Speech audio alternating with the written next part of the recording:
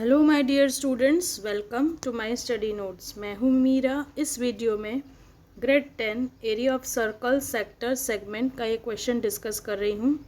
To circles touch externally, the sum of their areas is 130 pi centimetre square and the distance between their center is 14 centimeter. Find the radii of the circles.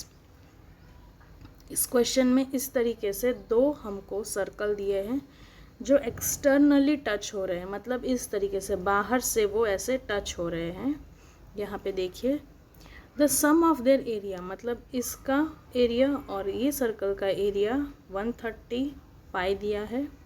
Distance between their centre 14 centimetre, मतलब कि इस circle का centre और इस circle के centre का जो distance है वो 14 सेंटीमीटर है। तो हमें हर एक सर्कल का, सर्कल 1 और सर्कल 2 का रेडियस निकालना है ना।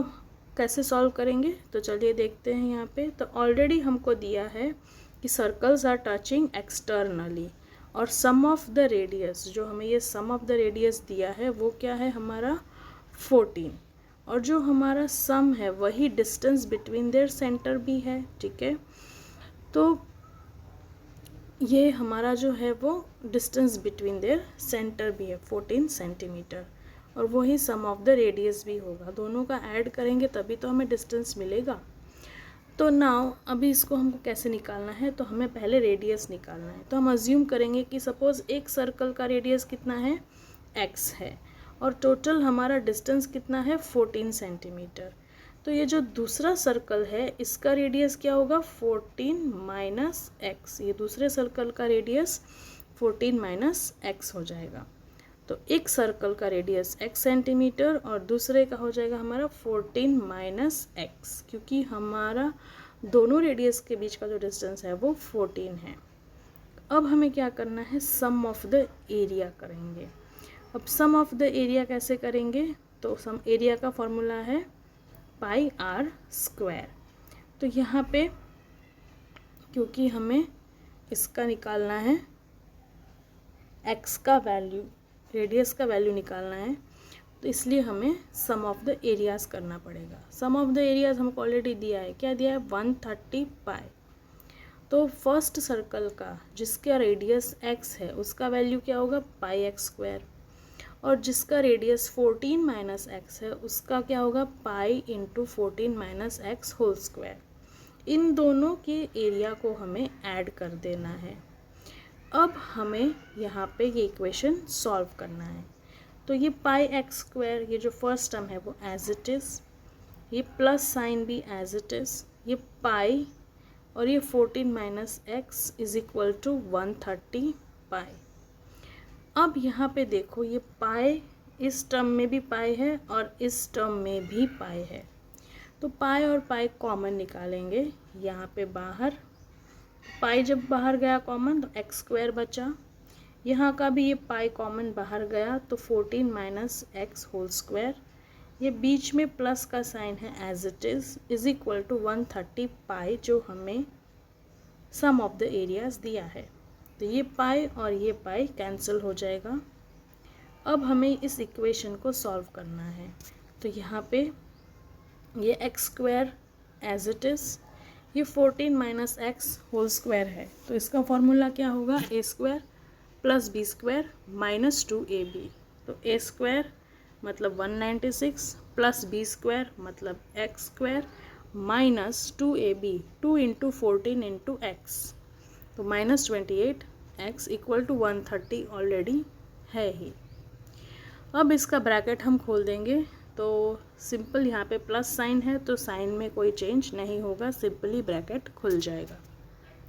और यहाँ का जो 130 है वो हमारा जो है राइट हैंड साइड है, हम उसको लेफ्ट हैंड साइड ले लेंगे तो सब्सट्रैक्ट हो जाएगा। प्लस 196 माइनस 130, बड़ा नंबर है 196, छोटा नंबर है 130, एक साइन है प्लस एक साइन है माइनस, तो हम ऑपरेशन सब्सट्रैक्ट करेंगे लेकिन साइन बड़े नंबर का लगेगा। तो क्या होगा हमारा प्लस 66। ये एक्स स्क्वायर और ये एक्स स्क्वायर ऐड होके 2x स्क्वायर हो गया, और ये -28 एज इट इज़ यहाँ पे आ गया। तो ये हमारी क्वाड्रेटिक इक्वेशन बन गई। अब यहाँ पे देखो 2 जो है कॉमन मल्टीपल है, यहाँ पे भी 2 है, 28 को भी हम 2 से डिवाइड कर सकते हैं, 66 को भी हम 2 से डिवाइड कर सकते हैं। तो ये पूरी इक्वेशन को हम 2 से डिवाइड कर देंगे सिंप्लीफाई करने के लिए, कि सिंप्लीफाई में आंसर हमें जल्दी और इजीली मिल जाता है। तो x² - 14x + 33 इस तरीके से हमारी इक्वेशन बन गई जब हम पूरी इक्वेशन को डिवाइड बाय 2 करेंगे। अब यहाँ पे क्या हो गया, देखो यहाँ पे ये इक्वेशन बन गई हमारी। अब यहाँ पे इस इक्वेशन को हमें सॉल्व करना है। तो यहाँ पे +33 है, 33 के फैक्टर्स निकाले 11 × 3, हमें चाहिए मिडिल में -14, -11 - 3 करेंगे तो आएगा हमारा आंसर -14। तो x² - 14x + 33 = 0। तो यहाँ पे ये जो है उसका हमें फैक्टर्स मिल गया, ठीक है।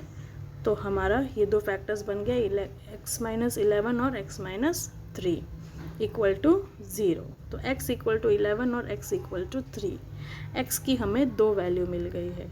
तो मैंने स्टार्टिंग में जैसे आपको बताया, एक जो सर्कल है उसका रेडियस का वैल्यू है x। यहाँ पे देखो मैं ऊपर स्क्रॉल करके बताती हूँ, इस सर्कल का रेडियस का वैल्यू है x और इस सर्कल की रेडियस की वैल्यू है 14 - x, ठीक है। तो अगर हमारा जो सर्कल है, फर्स्ट सर्कल है, उसकी x की वैल्यू अगर 11 है तो उसका जो सामने वाला सर्कल है 14 - x, उसका रेडियस का वैल्यू हो जाएगा 3।